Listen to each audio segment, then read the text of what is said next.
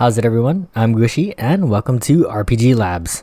In this video we're going to be going over the best bow in Horizon Forbidden West and why it's pretty much the only weapon you're going to need. With this weapon and some hidden mechanics, which we'll also be going over in this video, you should be able to take down any machine in the game. Before we begin, if you found this video helpful, definitely check out our Horizon Forbidden West playlist for other content just like this.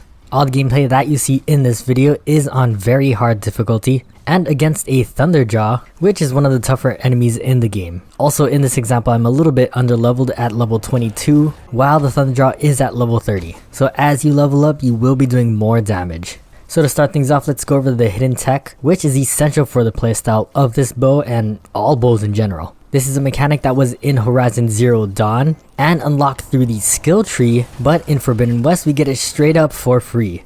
I mean, it definitely makes sense because we're still continuing Aloy's journey, but this isn't really explained in the intro to this game. So you should already know that you can use concentration to slow down time and make arrows a little bit easier to hit. Now this isn't the only way we can slow down time. There are several more which actually doesn't drain your concentration meter. And because of this, we don't really have to invest more skill points into concentration related perks, leaving us more room to gather other skills. Now as you might have seen in the gameplay, the first alternative way we can slow down time is by sliding and then aiming. Now the duration that you stay slowed down is actually extremely long, so around 3 to 4 seconds. But while you're in combat, 3 to 4 seconds is a really long time. Keep in mind that you can slide a little bit longer than this if you're going down a hill, or on the other hand, you can slide shorter than this, which will cut you out of that slowdown state. So while you're using this, you really have to pay attention to the terrain that you're sliding on, because if you're going uphill or you actually hit an object, which will stop you completely, it will kick you out of that slowdown.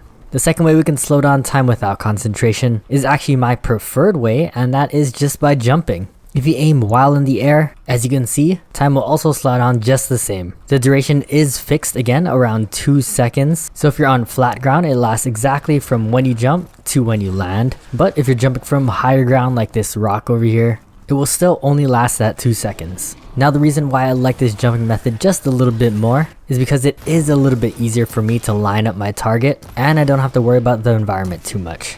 And so with these 3 ways of slowing down time, 1 using your concentration meter, 2 sliding, and 3 jumping in the air, we should have no problem keeping up our concentration, leaving us with the hardest part, which is aiming and positioning.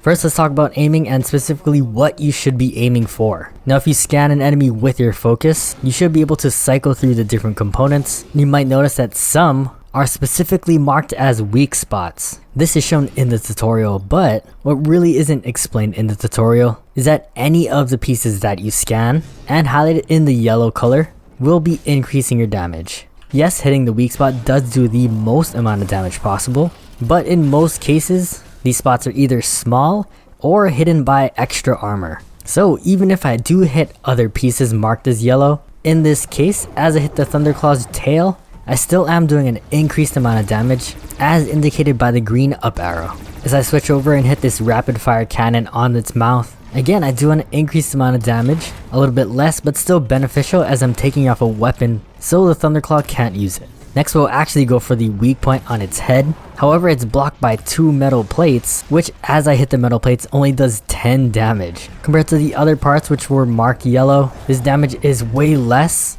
and again takes time and ammo to get to that weak spot. As I hit this weak spot, it does around 150 damage, which is only like around 40 damage more than the other parts marked yellow. So even though a part does say crit spot, if other parts are bigger and easier to hit, definitely try to hit those parts first so that you can get consistent damage on the enemy. Next, let's go over spacing, especially while fighting bigger machines, all while underleveled. Spacing and the position that you fight at becomes way more important. You want to be taking advantage of your surroundings so you can avoid different attacks and not have to worry about it. In this example, I'd always stay on the other side of the rock, which is on high ground, so it can block those turrets on his mouth, as well as preventing the Thunderclaw from doing any of its melee attacks. The more that we can reduce the moveset that the machines can perform, they become way more predictable and easier to defeat.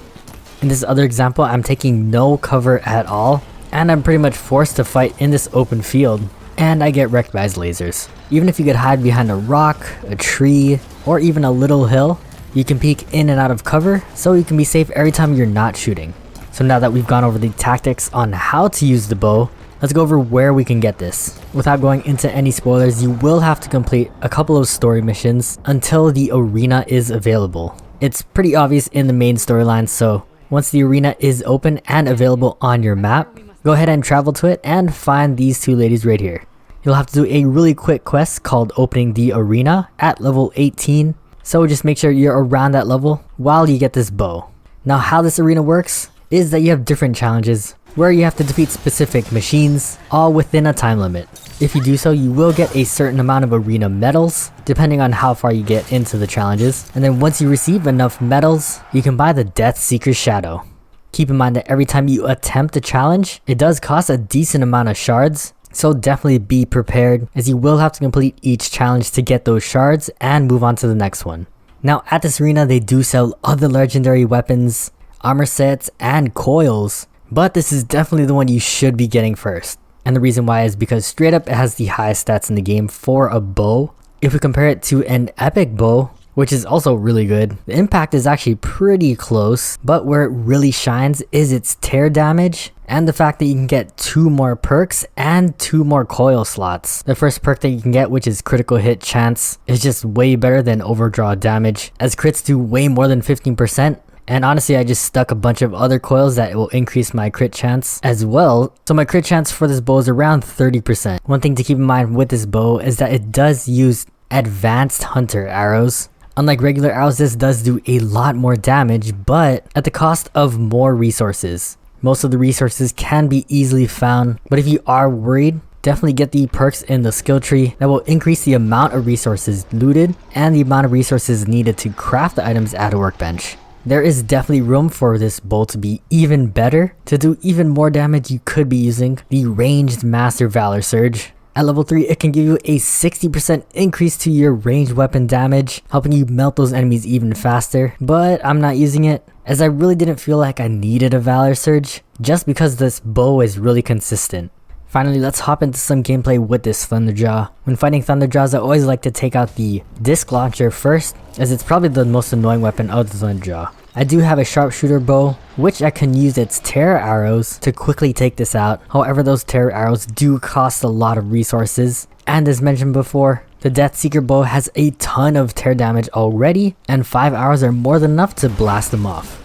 Next, we'll move over to this rock over here so we can avoid the mouth gun and stop its close range melee attacks. I'll move around the rock, and depending on where the Thunderjaw is facing, I try to hit the closest and largest weak spot as marked by the yellow highlights. Now sometimes these highlights will disappear, so you will have to scan them again with your focus. But fortunately, you can scan it through walls and the ground, so I definitely use that rock to easily highlight the Thunderjaw again. After a lot of jumping and sliding, I get that final hit on the Thunderjaw and enjoy the loot. I'd imagine there are faster ways to take down the Thunderjaw, but for this early on into the game, I really think this is the safe and fastest way to take down enemies that are higher than yourself. And with that, I hope you guys learned something in this video. If you did, please drop a like and check out our Horizon Forbidden West playlist. Thank you guys for watching and hope to catch you in the next one.